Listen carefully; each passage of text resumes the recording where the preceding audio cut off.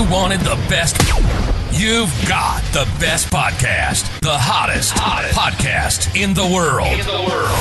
The Chris Voss Show, the preeminent podcast with guests so smart you may experience serious brain bleed. The CEOs, authors, thought leaders, visionaries, and motivators.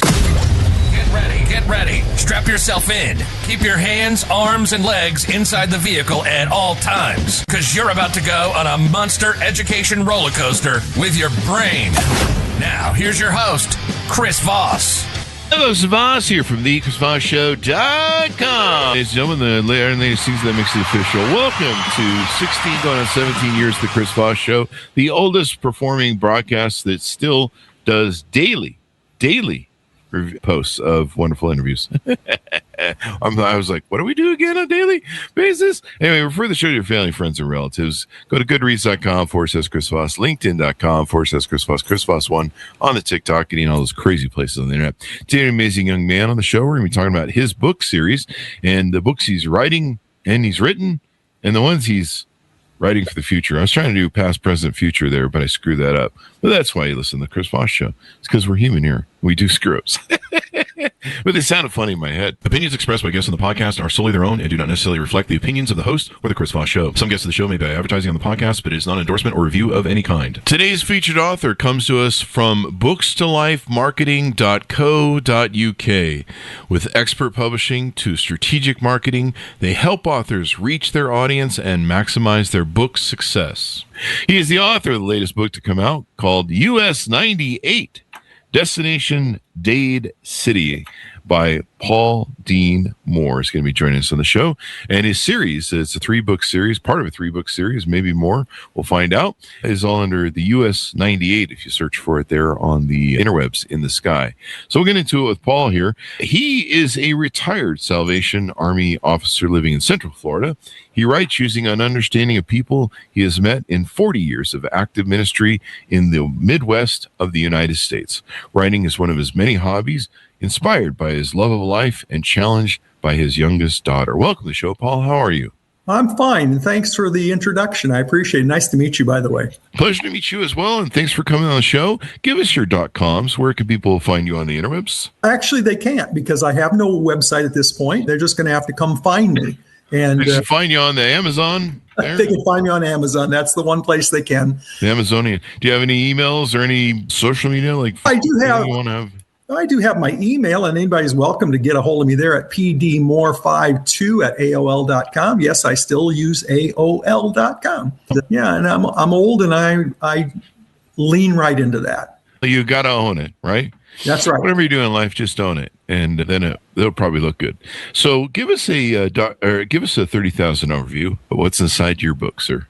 This book particularly is a story about a young woman and her son. She was in love with a Ohio State football player who was supposed to be the next great thing. And he was African American and she was Caucasian, and she got pregnant and he got hurt. He was never going to be able to play football again. Oh, no. And so with that backstory, he kind of goes off and they separate, and she goes off and raises a child alone, and he goes off to the East Coast, finally finds a job. And he finds out after he's had the job for a while in logistics that he's working for a mafia family in New Jersey. And along the course of his life, he's done real well, keeps his head down, keeps his ears open. He finds out some things, and the head of the family's son takes a dislike to this young man and threatens him, threatens his former girlfriend and the child.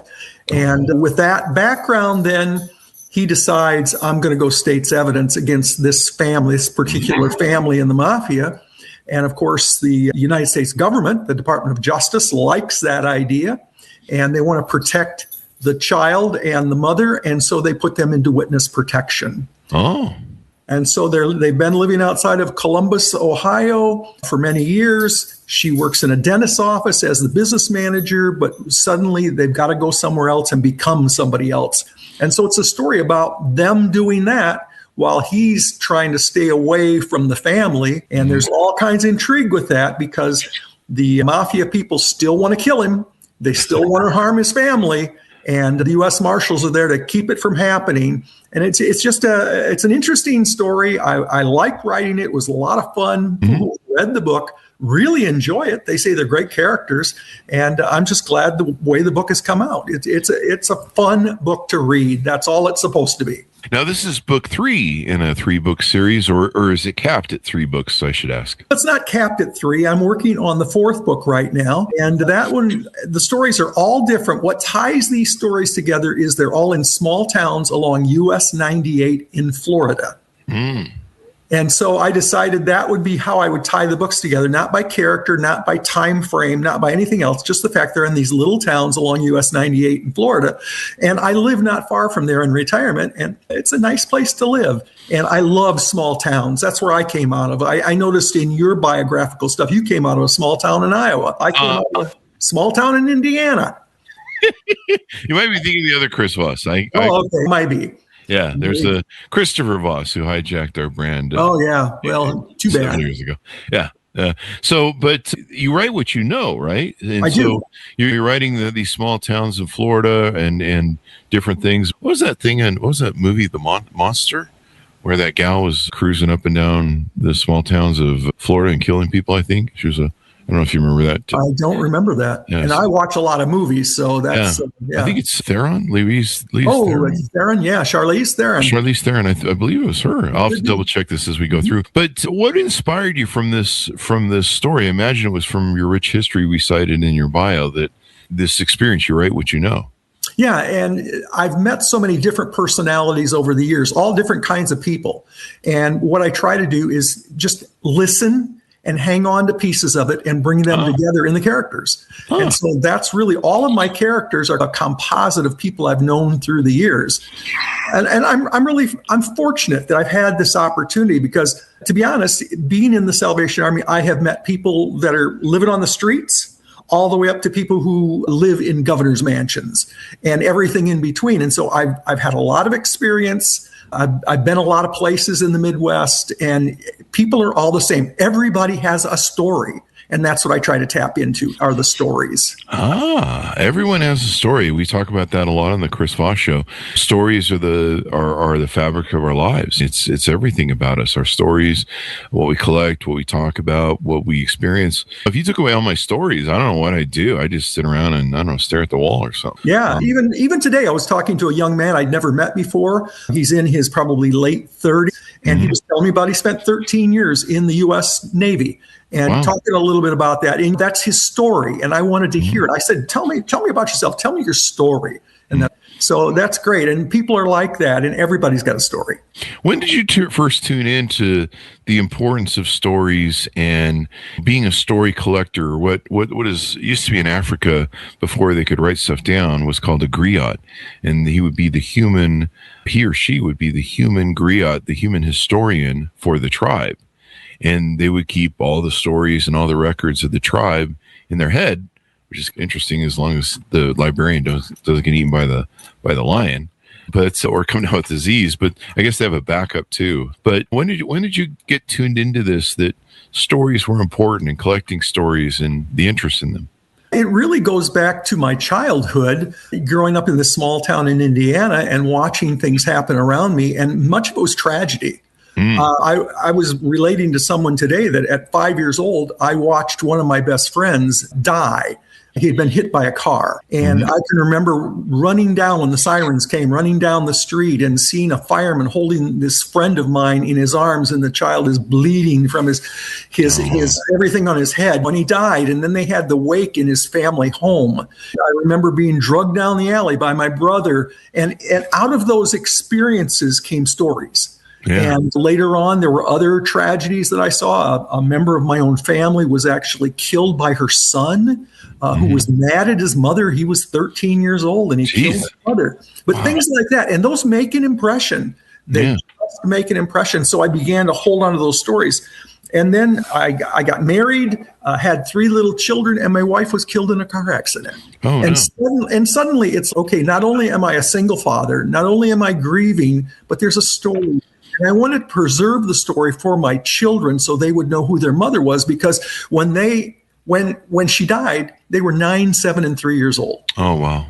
And so I did. So I sat down and I started to write it and get it down on paper so they would know what happened and who she was and what she was all about. And that to me is very, very important. And I've just continued to do that all my life. I'm glad you realized that. It took me till I was like 50. I was a story collector all my life and told stories. And it wasn't until I was like 50 that I had this epiphany one day. And I'm like, everything in the world is about stories. TV, radio, movies. That's why we love movies. They're great stories.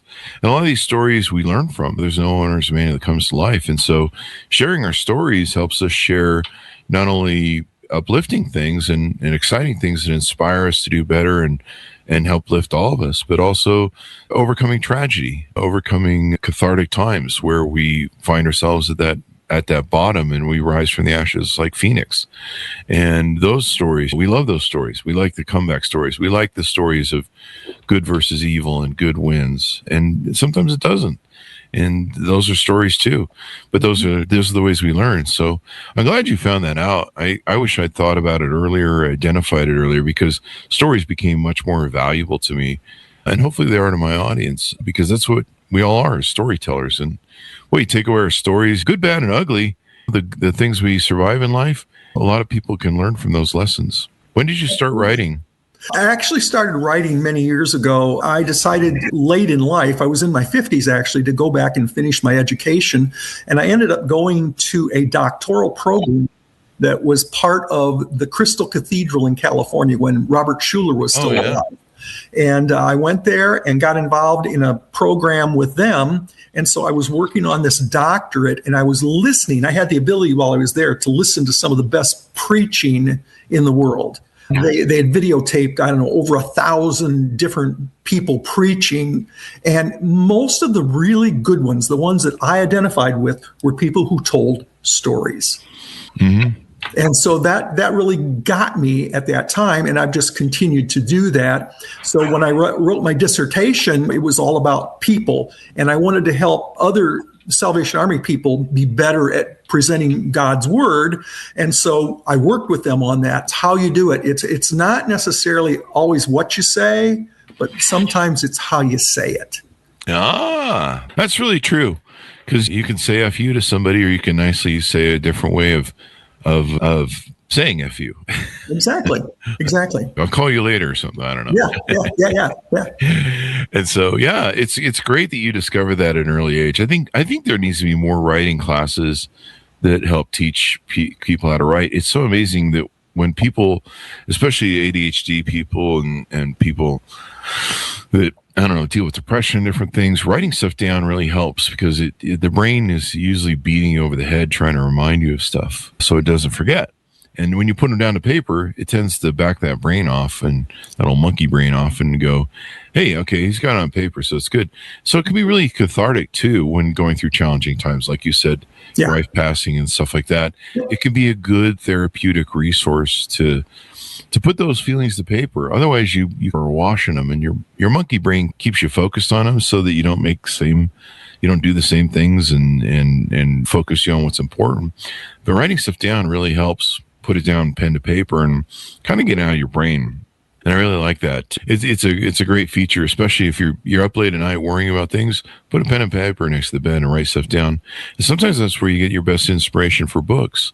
Now let's talk about some of the other books in the series. The second book in the series is called US 98 Tales of Carabel. But let's go back to the first one, US 98 Fort Meade Dreams. This is where it all begins. Is that correct? Okay. Fort Meade Dreams is actually Carabel's where it started. Oh, I'm sorry, Carabel. I got the order. Which one do you want me to talk about? I can talk about. Let's lead off with Carabel. Let's kick right back to the beginning, and then we'll wander through. Carabel is a small town along US 98 up in the panhandle of Florida. It's probably about 60 miles south of Tallahassee, the state capital, but it's right along what's called the Hidden Coast.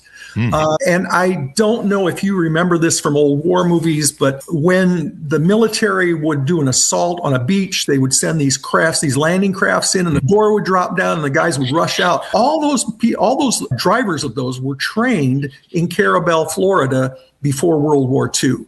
And so that's where the story actually begins, is with a man who went there as part of his military duty and learned how to drive these things. And after the war, World War II, he came home and he decided he loved this little village And so he moved there with his wife, and they had a child. And after a few years, it's a town today of about 2,800 people. It's a very small town.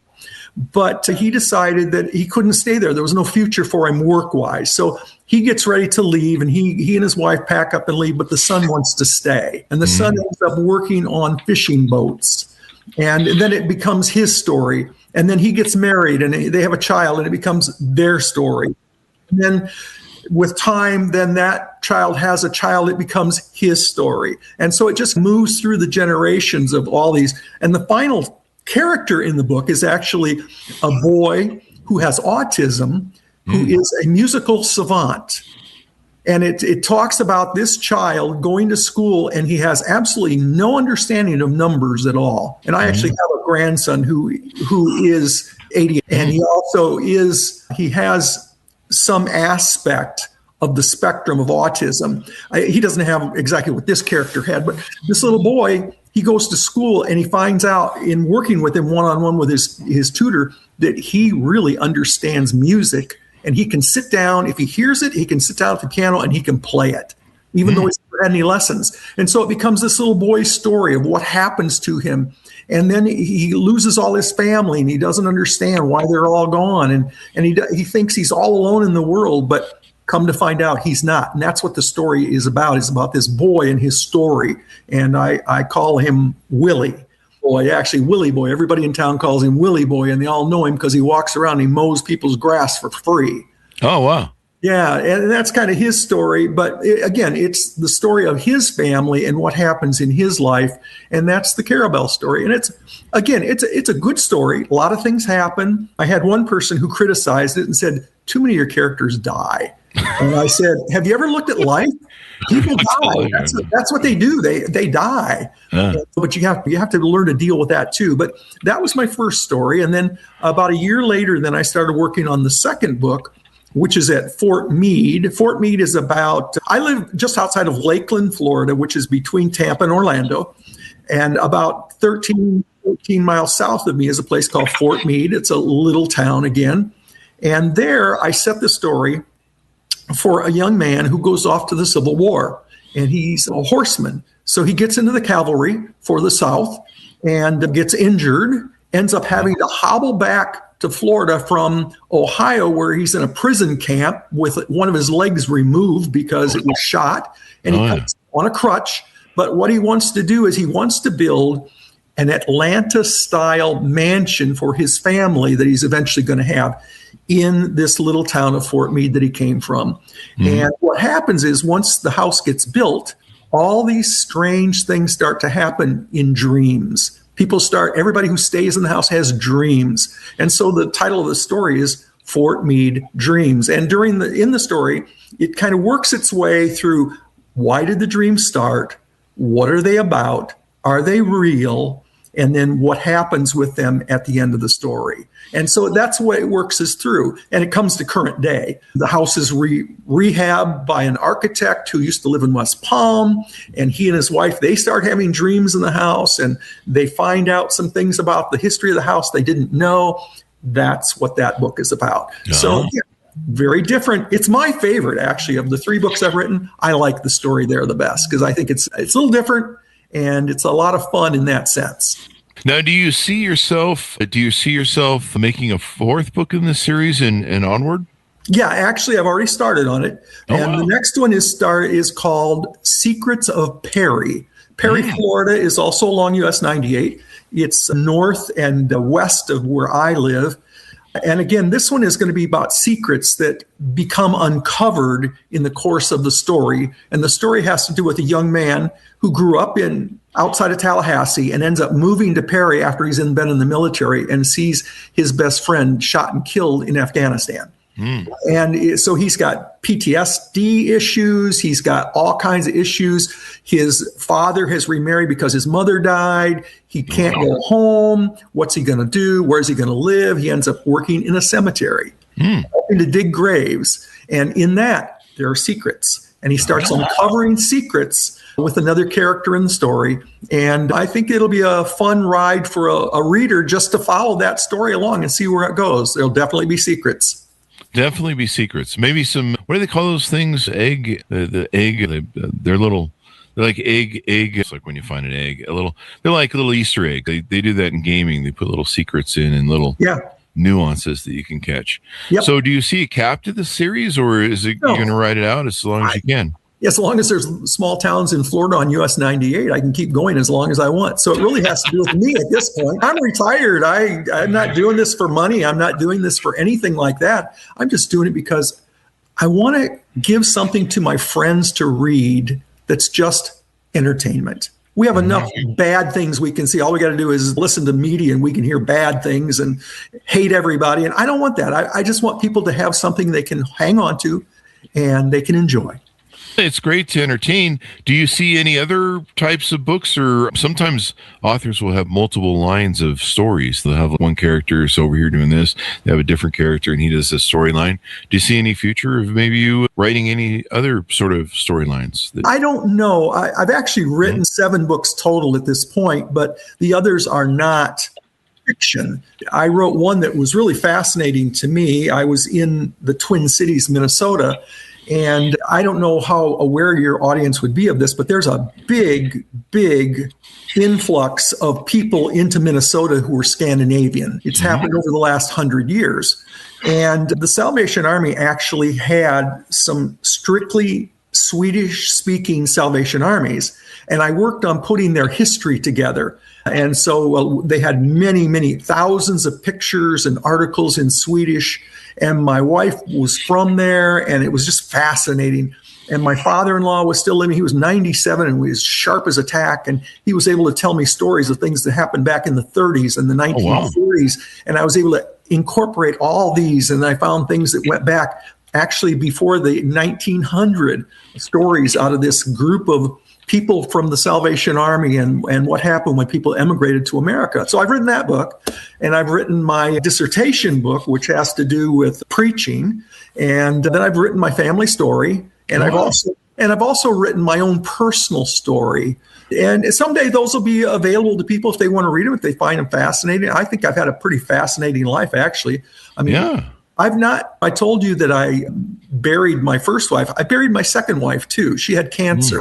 And it's very rare. In fact, it's interesting. As an author, I wanted to know what other authors have written about 2 deaths of spouses. What males? There's not one. Nobody.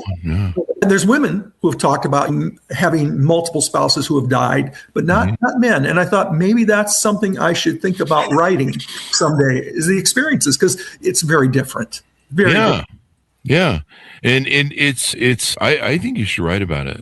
I like you said, there's not a lot of people who have that experience. When people come on the show that have experiences that most people don't have. Like one time we've interviewed billionaires. We've interviewed people on the show that had the president of the United States hate tweeting them on social media. And I've asked, and you ask people, what does that feel like? Because most people don't get to have that experience and know what that feels like is a human experience. And so, different things that we had, I think, a secretary for SCOTUS on, and that was for Ruth Bader Ginsburg. And it was her last book before she died. She co-wrote with a gallon. It was an emotional experience that someone went through. And I think sharing these emotional experiences really help other people. When I shared my story, I've told a million times in the show about when my dog passed, and I wrote this huge thing of what I felt and what the experience was like. And I thought, no one's going to care about what this is. It's just a selfish sort of me. Oh, I feel bad because my dog died sort of thing. No one's going to really care. And it helped so many people. It helped people that realize, people write me and they go, God, I never got closure with my dad, or I never got closure with my dog passing away. I didn't realize that I hadn't gotten closure and stuff. So writing some of these things, you'll be surprised. You just never know who it's going to help and who it's going to touch, and usually people that probably need it the most. So I would tell this story if I were you. Yeah, and that's really what I would like to do. But at the same time, I'm retired, and I like being retired. And I like living in Florida, and since I've been retired, I've been able to take a couple of cruises, and I'm going to take another one to Alaska soon, and I really want to do that. There's things I want to do. I want to keep living. After my second wife passed away, I said to my children, and I have 6 of them, I said, I want to keep living. I don't want to go into a corner and curl up and die. I want to live. I want to do something new. I want to have new experiences. And they looked at me kind of funny at first, I have to say, because my children are in their late 30s all the way to their 50s. And so it's, Dad, are you okay? Do you feel okay? I feel fine. And I need to do this. This is for me. I helped care for my wife for the last 3 years of her life and her father before that. I need to do some things for me. I want to do some things for me still. The great thing is you can do it at your pace, right? At your pace, and do everything at your pace. And you can make things the way you want to be because you're retired. You can do whatever you want. I am. Yeah, that's a great thing. That's what my mom says. I think she says, I'm retired. I do what I want. So did you ever learn to write? Did you take any classes, or did you just start writing and got better with practice? It's been a lot of practice, actually. I never really took beyond beginner creative writing in college. I never did anything beyond that. But as a preacher, I learned storytelling.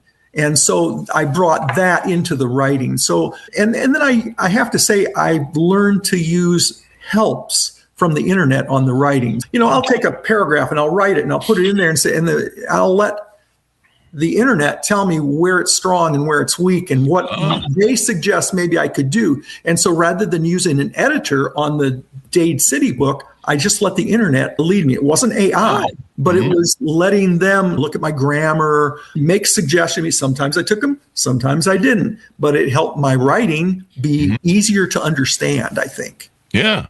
The one of the things a lot of people do now, writers will do, is they'll create a Facebook group and they'll bring in friends and maybe audience members, people that they trust and stuff, and they'll put up pages or chapters of the book up for a short time period and let them read the advanced copy. What do they call them? The ARCs, the advanced reader copies you can put up before you publish, and have people help you basically edit the thing that way. And it's pretty cool. With your writing and stuff, when you get into it, where do you get your ideas? Do they mostly come? You said you worked for the Salvation Army for a long time? Yes, long time, almost 40 years. Wow. And so again, that's basically my whole life has been involved with that. Let me tell you a little story that I think is actually quite fascinating. I was in Madison, Wisconsin, state capital. It was Christmas Eve. I had sent everybody home. All the bell ringers were in. All the baskets were given out. The toys were all gone, everything. And I'm the only one in the building. And I see a taxi cab pull up in front of the building, and a young woman gets out, and she sets up her baby carriage, and she gets a small child, and she doesn't have a coat on. The mom doesn't. And she comes to the front door, and the front door is locked. I go to the front door, and I invite her in, and she comes in and she tells me her story, and she'd just gotten into town. She didn't know where to go. She didn't know what to do. I got on the phone and called. We had a homeless shelter, and I called my staff and I said, hey, do you have room for her and her child? This is Christmas Eve. Wow. And it's like, that was the Christmas story all over again. Oh, wow. Yeah. They had no place to go. And yet it was fascinating. It was real. And I felt so good about the fact that I was there. I was able to help this young woman and get her a place to be safe and warm, and her child to be safe and warm. And that's what I did. I just did my little part. Yeah. That's cool. That's cool. Taking care of other people. We often say on the show, on the Chris Voss Show, we're stewards of each other on this planet. We are. We're stewards of each other in humanity. And that's really important for us to remember, because when we fight each other and stuff, we don't get along, everything goes to hell. When we tend to get along, things seem to be good. We're kind of seeing how that works right now with wars and all the crap we're up to. Yeah, getting along and taking care of each other. And what is your greatest love in writing, and maybe the least enjoyable part? I think the greatest love in writing is to watch somebody finish a book and watch their face light up. And I just had that experience over the last weekend. A young woman who I'd met, she just finished the Carabelle book, and she just beamed. I didn't expect that ending. That was really, really good. I really like that. Now I'm looking forward to reading the second book. That made me feel good. Wonderful. The worst part is probably sitting down and hitting a roadblock in the story. Get to a point where I don't know where to take this story next, and then have to wait for that process to happen to work through. That's probably my least favorite part. Yeah, it can be challenging to develop these stories, and you're like, and when you get stuck and stuff. But sometimes just keeping writing through writer's block helps. I don't know what you find. Do you find it helps just to wait? It does help to wait, but it also helps. I've been journaling all of my adult life, and really? Yeah, and so what I'll do is I'll go back to my journal and I'll work on my journal, and maybe I'll go back 6 months and read what I wrote 6 months ago, and something will hit me, and that's hey, I might be able to use this idea. Or I'll decide, I'm going to go see a movie today, and I'll see a movie and something happens in the movie. It's not like I'm plagiarizing the movie, but I'm taking a little piece of it and saying, this would work in this situation. I just try to keep my mind open and my eyes open and listen. Yeah. Listening's probably an important factor on a lot of this, huh? I think so. Yeah. Because if you listen, you can hear the stories, and you can. Sometimes people are too busy telling their stories to listen. And then even if you're telling them a story, they're setting up their next story. Yep. Or What figuring out how to interrupt you. Yeah. Yeah. It's pretty interesting that way, how it plays out. But if you listen, you can hear stories. And a lot of times if you just shut up and let people tell their stories, you'll get interesting things, especially Absolutely. If you let them keep telling their stories. They'll get usually deeper and better. Sometimes that or sometimes they'll just sit there and chew their gum and say every 5 seconds. We know those folks. Yeah, those are the worst stories because you never get to them. You're just it's probably going to get kicked on my editor. My editor kicks repeat words that are unnecessary. So, what do you want readers to take away from your stories? I would hope they might at least give me a shot at their readership. Maybe this discussion that we've had will pique their interest, and maybe they'll decide, hey, let me see. Maybe this is somebody I'd like to read. And that's all I would like to do. Yeah. Somebody grab my book and read it and walk away and go, that was pretty good. I enjoyed that. Yeah. I'm not James Patterson. I know that. He's one of my favorite writers. And I love David Baldacci a lot. And I just read something by Sandra Brown, and it was great. And Nora Roberts. There's a lot of good writers out there. I recognize I am not on their level at all. But if I can tell a story and it catches somebody's interest, then I've done what I'm supposed to do. Well, you just pre-answered the question I had set up for you. What authors do you enjoy reading? What genres do you enjoy reading?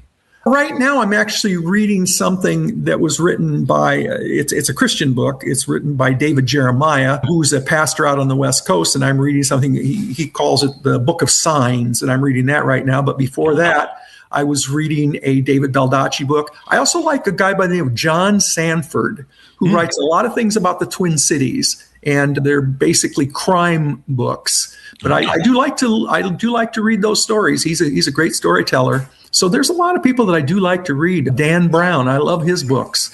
I try to read widely.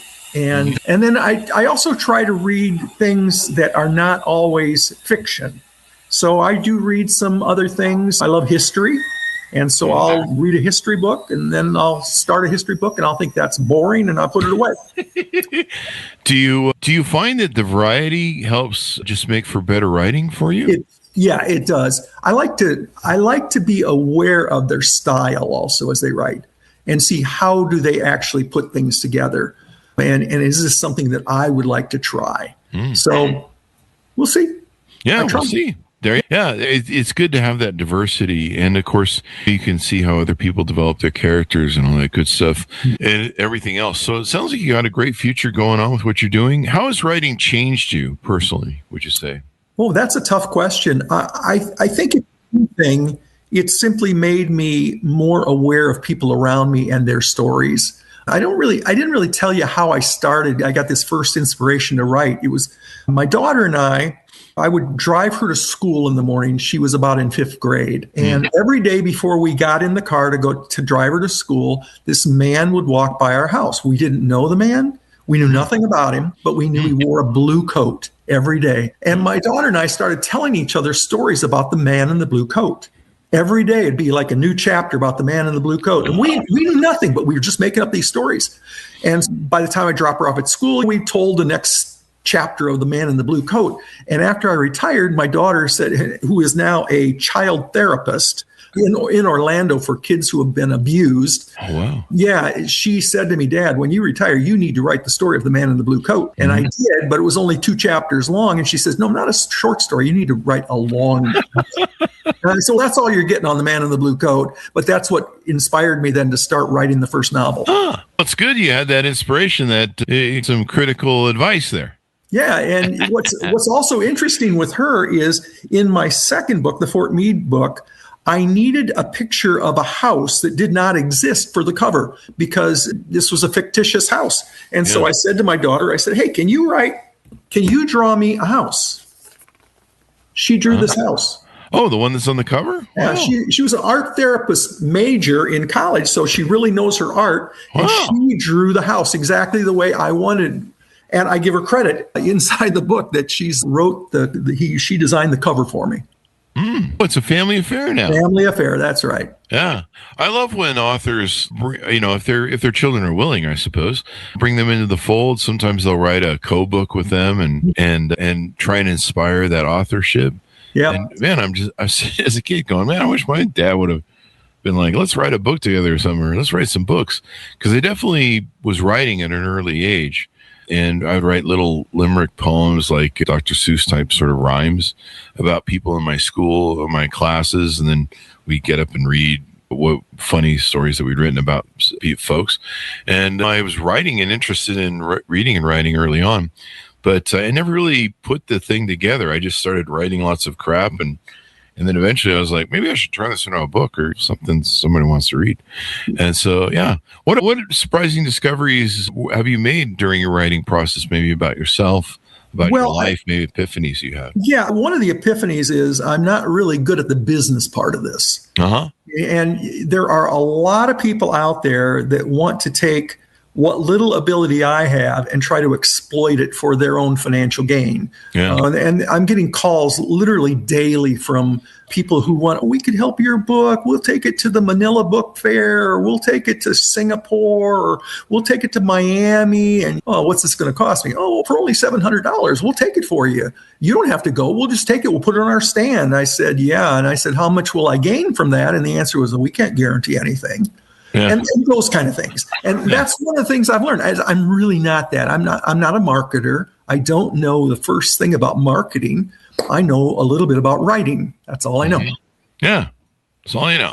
That's my story. I'm sticking to it. Exactly. Give people a final pitch out to order up your books and .coms, emails, wherever you want people to contact you and get in touch with you. I would say, first of all, if they want to look at one of these books, go to Amazon, look up my books under my name, Paul Dean Moore. And there's 3 of them, US 98, and start there. Or if they want to contact me directly, they can contact me at pdmoore52@aol.com. And I'll be glad to respond to them and give them information. Well, thank you for coming on the show, Paul. You've been an excellent guest and done a wonderful job here. Thank you. Thanks to my audience for tuning in. Order up his books wherever fine books are sold. You can check out the 3rd in the series, US 98, Destination DADE City, out recently here. What's the release date? November 28th, 2023. Thanks so much for tuning in. Go to goodreads.com/Chris Voss, linkedin.com/Chris Voss, Chris Voss 1 on the TikTok, and all those crazy places on the internet. Be good to each other. Stay safe. We'll see you next time. You've been listening to the most amazing, intelligent podcast ever made to improve your brain and your life. Warning, consuming too much of the Chris Voss Show podcast can lead to people thinking you're smarter, younger, and irresistible sexy. Consume in regularly moderated amounts. Consult a doctor for any resulting brain bleed.